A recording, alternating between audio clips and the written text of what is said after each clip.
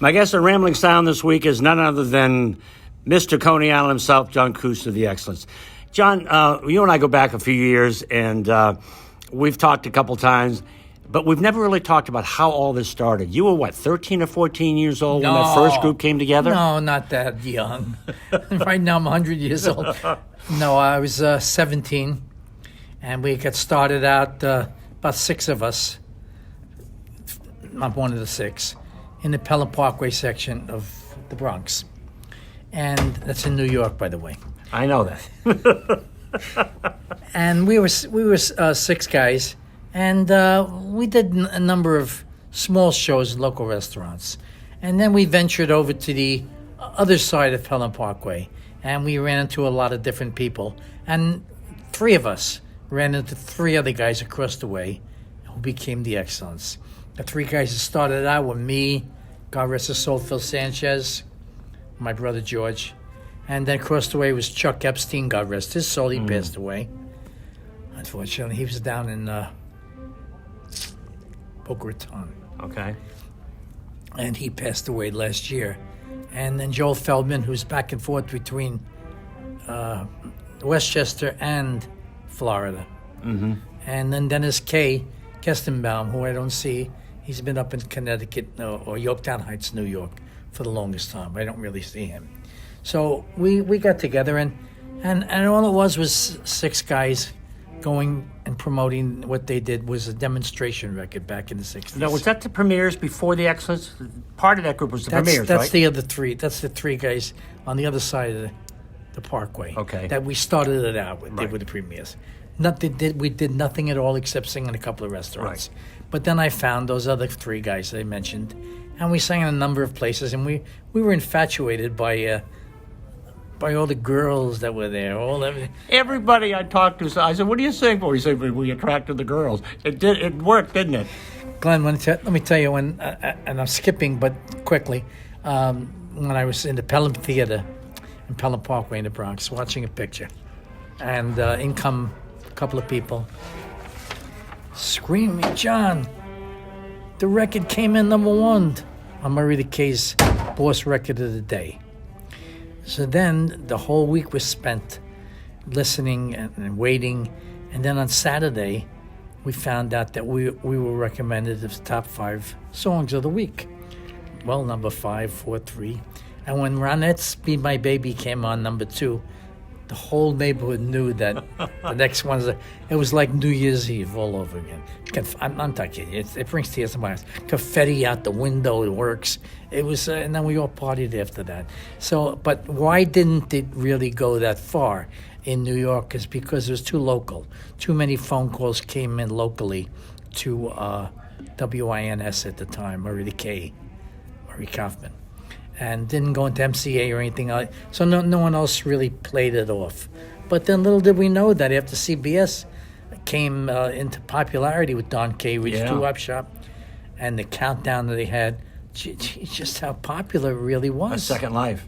But it started out not as the A-side, as the B-side. Coney Island Baby. Good point. Yeah, You Baby You was our rendition of the and it was having success. You Baby You, wasn't it? Very good. Yeah, we're going to do it tonight at the Doo Wop Society here. Good. And with a number of other songs, and that was supposed to be the A side, but before that, a year before that, I considered it a joke. But a lot of people, aficionados like yourself and so many others, heard of Red Robin Comes Bob. I was going to bring that up. Yeah. Can't sing it tonight. No way. No. We never practiced that. What we should have practiced, and we did, but we never got it really all together, was this one. And I give to all you folks a great record. Just the first couple of lines. I forgot it already. Anyway, it's called I Hear a Rhapsody. Oh, yeah. And when I eat... That's exactly right. It is. Mm-hmm. Yeah, you're right. I went into Alexa and told her to put it on, and sure enough, it was back in 1940s, something like that. I was reading an article. I'm sorry. I was reading an article where Dennis, they said, was 14 years old when he did the arrangement for Red Robin. Yes, that's exactly right. 14 years. I mean, how does someone at that age have that ability? He did good on a standard. I mean, I didn't know who made that Red Robin. I really don't know, but they liked it, and they did a recording down in Blast Sinclair Records, which was in the leader of Whale, Donnie and the Dreamers, Jimmy Blast Jones, record label, Coney Island Baby, Mermaid was another one. Mermaid Yeah. was the one with the Red Robin. So there's Whale Records, which had a group called Donnie and the Dreamers on there. Count Every Star. And, so they had a pretty good thing going, but we soured with them, went the way they were treating us and whatnot. It's a little too long to go into. But, so we didn't sing for a while. We did sing our own gigs. We never disbanded. But then things started picking up, especially when CBS started playing it. And we were guests on the Don K. Reed show. And it was, a lot of fun. Yeah. A lot of fun. What did you do in between, like in the 70s and the 80s, to keep active with singing? That's what I said. Not much. Not much as far as publicly. No groups at all? No. I stayed with the same group. Stayed with the same 5 guys. Whenever a job came, we took it. Okay. Or whatever. But there wasn't much after that, you Yeah. know. It didn't until, again, as I say, the song played on CBS and we saw just how popular it was. Before you know, we started getting hired. And Richard Nader brought us back and to his shows, and then that's about it, Richard Nader and Ronnie I, especially Richard, he was the first one. They brought all this music back. They brought all you guys. The New England Doo Wop Society would not be in the business today if it wasn't for those guys, because you guys would have never come back. Ronnie I brought people back that we hadn't heard from in years and probably would have never heard from if he didn't do what he did. So, I mean, that was a time that time really changed for our music. That's why I'm surprised that they had a group harmony association get together 3 weeks ago up in Jersey. Charlie Horner's? Yes. Yeah. And unfortunately, it didn't do that well from what I heard. I just heard. Attendance-wise, you mean? Yeah, I guess so. Yeah. But it was a lot of fun seeing old people that I hadn't seen in a while, and they had Jersey groups called Choice, which was like a #1 a cappella group back then. At Sheps, and then You sang in that show, didn't you? You were part of that show? Yeah, well, Grand Central Echoes Yeah. was the Rookie Group of the Year, invited me to come along because this fella from Delaware, Bob Frunze, who writes the article, wrote a nice article on me, and I was joined. Charlie Horner asked me to come along with them since I was an original Grand Central Echo. Exactly. And for those who don't know, Grand Central Station was the Echo. A lot of groups went down there. A lot of young people that wanted to be groups went down there to get that echo. True. You grew up in a time where everybody was on the street corner. I mean, you said they threw the confetti down. They were throwing confetti probably in the street away. There were other groups stringing, hoping to be where you were. Gary, Great that's time. for sure. And if you could find, we were in a certain section that had no underground subway. You had to go on top to go underground eventually. But you could find places in the Bronx that had direct access to underground. Yeah. Where did that go? Yeah. What did you do in between the years from the time you were young and you had Coney Island Baby, and then when the revival Don't came back? ask too many questions like that because I don't want to go into divulged information. Not that anybody's going to bring me to court now. I could care less. But what did I do? What did you do for a living? Oh, I'm sorry. Yeah. Yes, Wall Street. Not a big trader or anything, but back office Wall Street, taking care of the problems that they had there. Like Gordon Gekko? Oh, God. So you did Wall Street. That's nice, yeah. Yeah, it was all right. Didn't make any millions of dollars. I made my millions of dollars when I sold my house in Brooklyn. No. Most recently. No, you made your millions of dollars when you recorded Coney Island Baby, right? You got nothing out of that, did you? Absolutely zero. He's holding up a big zero, folks.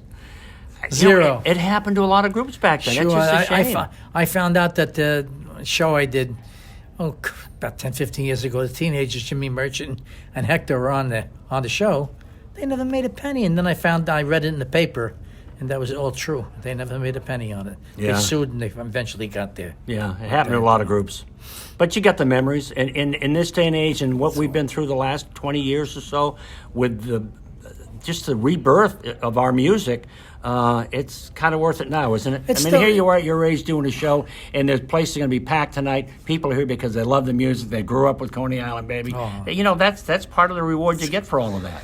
It's a thrill. I just hope I can make it up to the stage without falling down. We'll help you. Thank you. You're in better shape than that, Thank trust you, me. buddy. Yeah. 77 years old in January. But I met a guy doing a walk pavement named my house, my next door neighbor, and it was his father-in-law. And I said, "Boy, you're about my age." He said, "I'll be 77 in next month." I said, "Holy shit, I'll be 77 in January. If I get down, I can't get up." I'm the same way. Not as bad as me, Glenn, I'm telling you. I have a little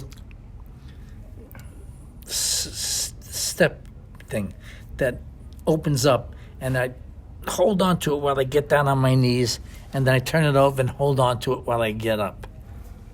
How do you feel now? How do I feel mentally? I feel great. Oh, yeah. I got a grandchild. My granddaughter is the greatest. My daughter lives with me. We all moved together down to Jersey, in Old Bridge, New Jersey. She's on one side of the house. I'm on the other side of the house.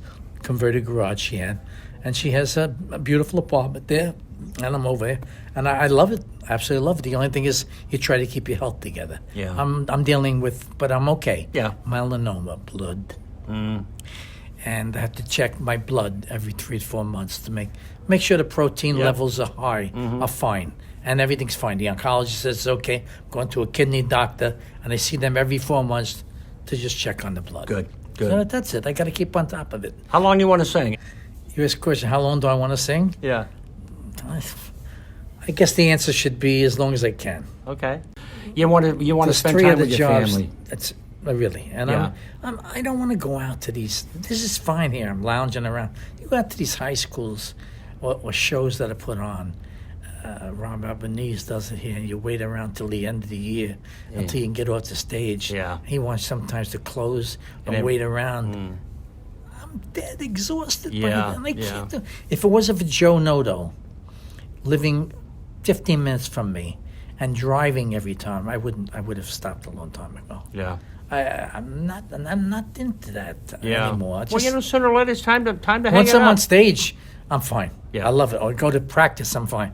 Yeah, but it comes to time. And like I said outside, I'm on a corridor in Jersey where I can run to anybody, creation, and get together every couple of weeks in Garvey's, or a place just opened up, Chris Michaels in Jersey, the Keyport Inn, where Sally G, that's his name, young guy Gulinazzo who loves his stuff, and he tries to bring it back along with Charlie Horner and whatnot. So it's nice, but that's all a cappella, Right. I mean, I'm not going to make any money on that, and I'm not going to go out there for babkas, You do it because you love it, and you get a chance to hang with your old pals.